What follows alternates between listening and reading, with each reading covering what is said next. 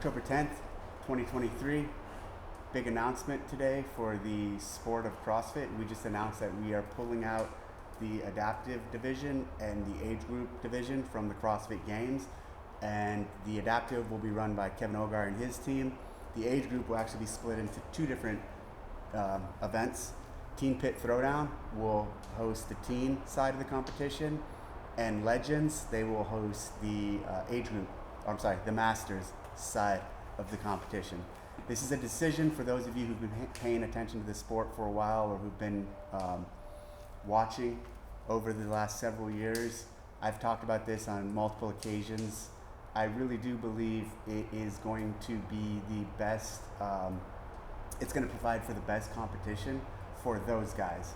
I think it's going to give them a unique opportunity to have their own event where they're the central focus point of the weekend, and everything can be designed around them. When those divisions or those groups were part of the CrossFit Games, at the Games we had a ton of things going on, and they usually were an extra thing. So we had the individuals and the teams, and Tuesday through Thursday this year and in other years, the age group athletes went. And while they were going, we were running everything else, and everything else had to be planned with them taken into consideration. Everything over here being planned on the individual and team side took priority over the team stuff. So there was always this conflicting nature of running all of these at the same time. And ultimately the team and the individual side of the competition took priority because it's the CrossFit Games. Therefore, by doing this, we are able to really give them the attention they deserve and focus on their event and focus on giving them a world-class event. They still are part of the season. It's still part of the championship, or call it the becoming the fittest age group athlete alive. It's still in our ecosystem. We'll still be closely involved, but it just gives us, it gives them, I truly believe and know this, a much better event and experience than hanging alongside all of the stuff we have going on. Also, throughout the years, we have not been able to take a large number of athletes in any of those divisions because we have so much stuff going on and we have limited space and resources at the CrossFit Games. So in years past, we only took 10 athletes for the divisions. There was a point where we took 20. Well, I do know with this new format, Legends plans on taking many more athletes in the younger divisions, and it basically scales up. So some of the younger divisions might have 30 to 40, and some of the mid divisions 30 to 20, and then some of the older divisions will still probably have 10. All of that is based off of the numbers and based off of how many people engage. So it's really exciting because of that aspect, meaning there will be more qualifying spots available for individual athletes who want to do this. Also, now taking that aside and looking back at just the team and the individual comp, this gives our team, which is still, people don't understand this, a really small team. The group of people who lead the CrossFit Games, we're a small team, and it is possible, and it has happened, where we can get stretched thin. So having just the ability to focus on executing on the teams and then the individuals is going to really allow us to have this hyper focus on those events and on the games and make it the best possible event we can. With breaking these several hundred athletes off, it is also going to allow us to do things like anchor off of a single venue in Dallas or Fort Worth like we are. Meaning, when we had all those extra divisions, the requirements, the campus requirements, call it the competition field requirements, are so much larger. You know, we need somewhere like Madison where we had the indoor venue, then we built out an outdoor arena, and then in other years we built out a specific masters floor. So we had all these different floors. With breaking these out and with focusing just on teams and individuals, we're able to utilize a much smaller footprint in terms of location for hosting the games. So that's a huge positive and plus, and a big decision point in making this decision. With that, also being able to anchor off of fundamentally one venue, one floor, it enables us to rotate, scale, and move this whole event in a way that we haven't been able to think about in the past. When we had all of those, again, we had to have a massive footprint, and the infrastructure required was really large. Now, you think about traveling the games every couple years, every other year, every year, or taking it internationally. This is laying the foundation for some of those things towards the future with the games.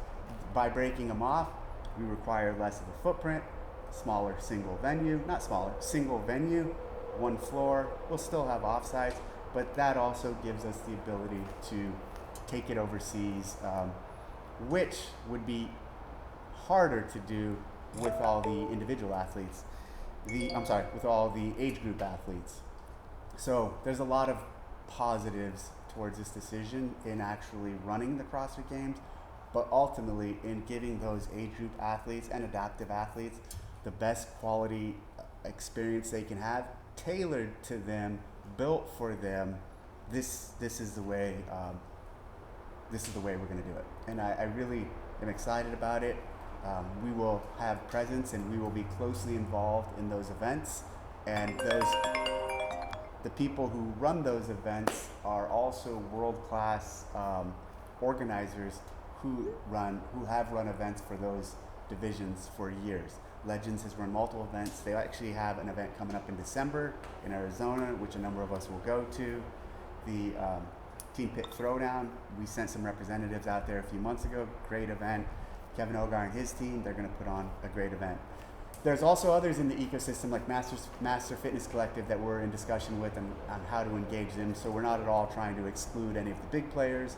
We want to have more opportunities for those who are leaned in and passionate about these communities. So leave any comments or thoughts on this topic on this video, and I'll address them next week. But now quickly, I'm going to dive into some comments from last week and end with comments, whereas typically I start with comments. At Bob Bissandes. Hi, let Jeff the Champ program the page for 1 week. Thanks. Yeah, absolutely. So Jeff Adler, we should get him programming the CrossFit.com for a couple weeks.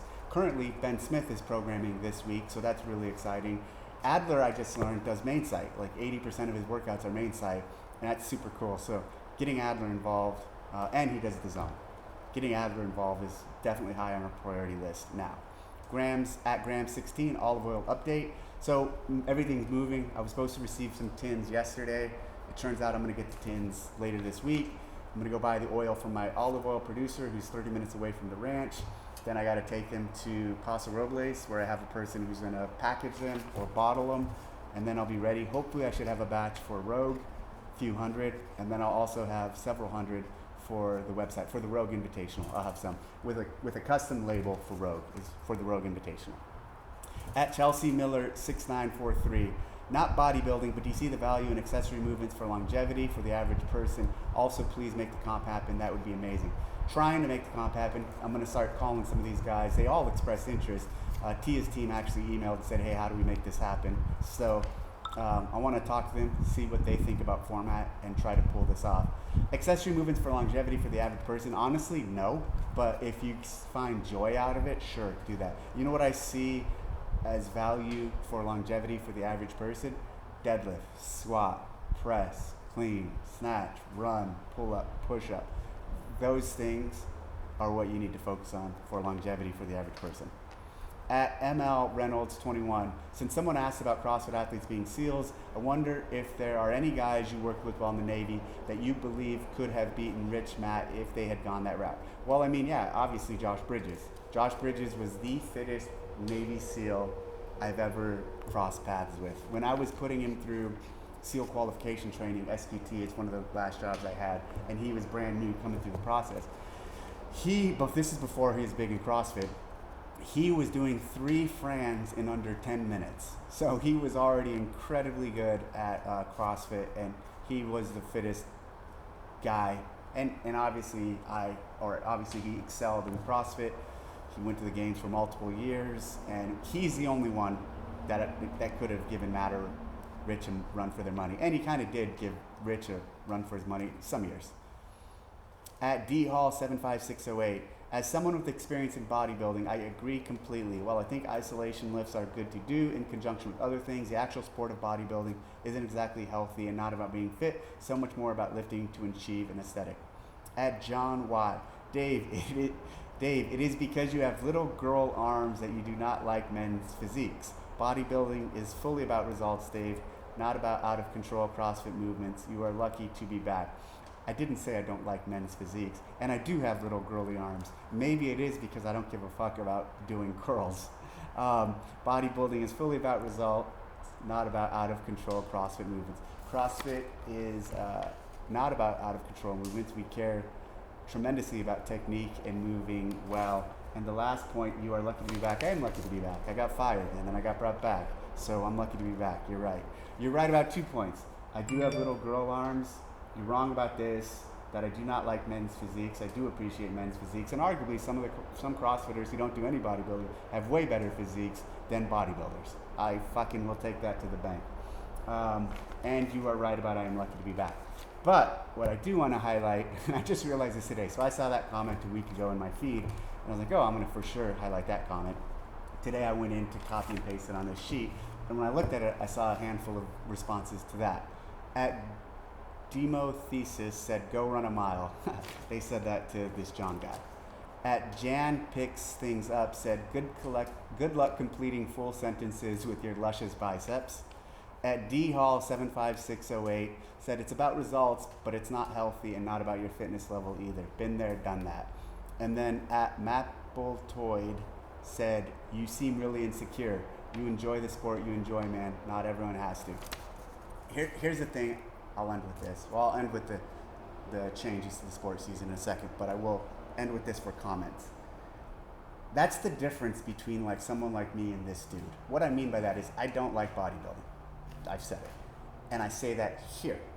You will not find me anywhere or at any point going to anyone's channel and commenting that they're fucking dumb or they're doing something ridiculous by doing bodybuilding on their pages. This guy will come to my page and criticize me and insult me because he doesn't like what I said. There's a huge disconnect, and there's 2 different types of perspective towards communication right there. I'm not going to other platforms and bashing anything anyone does, because ultimately, at the end of the day, doing anything in movement or in fitness is better than nothing. And I even said that last time. So I commend anybody who's working out, or if bodybuilding is what's going to get someone to live a healthier life, great, good on them.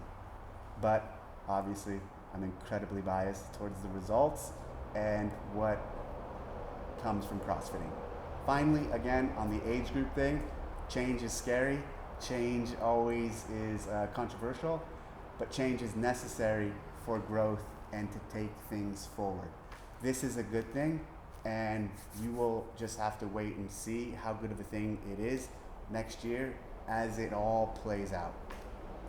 Thanks for the support, and I will see you guys next week.